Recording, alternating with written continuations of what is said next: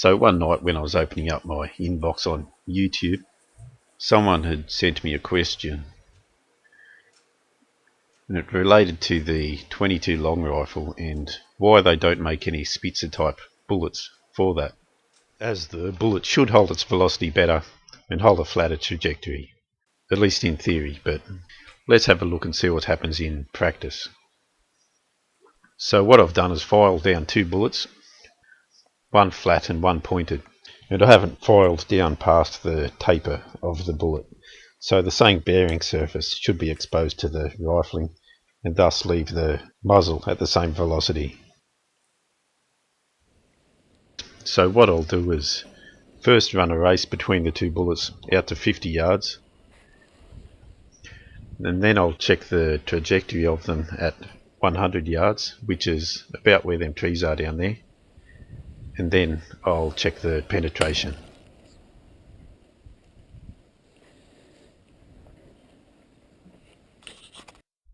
So 50 yards into steel.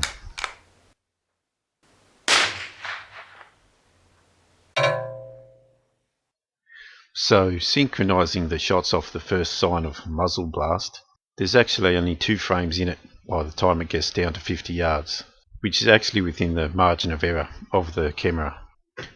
But whatever the case, there's not much in it. Okay, double the range out to 100 yards, and we'll have a look at the trajectory.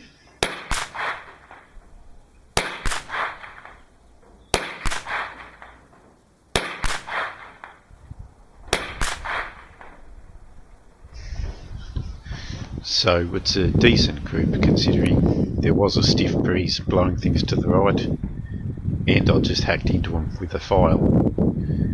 You can tell which ones were the flat ones by the shape of the hole. They don't call them wadcutters for nothing, so the clean holes were the flat bullets, and there doesn't seem to be any difference between those and the pointed ones.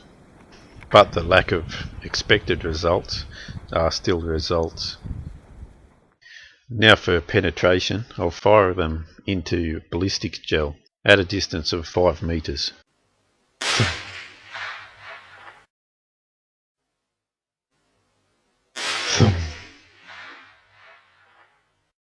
So if we go back and freeze frame that, you'll see that the pointed bullet has passed through about 3 inches before tumbling around and ending up going backwards, whereas the flat bullet has quite a linear expansion and drop off in velocity.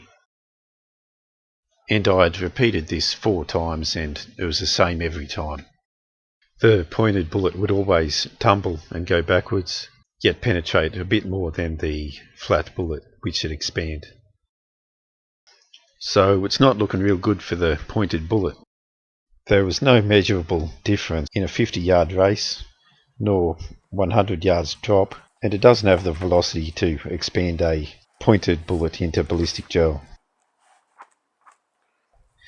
Anyway, what I'll do is look up some similar shaped bullets and find out their ballistic coefficient so we can work out their trajectory and compare that to the results that I received. So here's some 338 caliber 200 grain bullets. One's a spy point and one's a flat point. And you can see the ballistic coefficient, 0.384 and 200, 0.200. And that's the measure of how easily it passes through the air. And what I can do with those numbers is insert it into the shooter program on my phone, and that'll work out the trajectory of that to 100 meters or beyond. Now a 338 caliber bullet will have a higher ballistic coefficient than a 22 caliber bullet of the same shape, but the comparative difference between the two should be the same.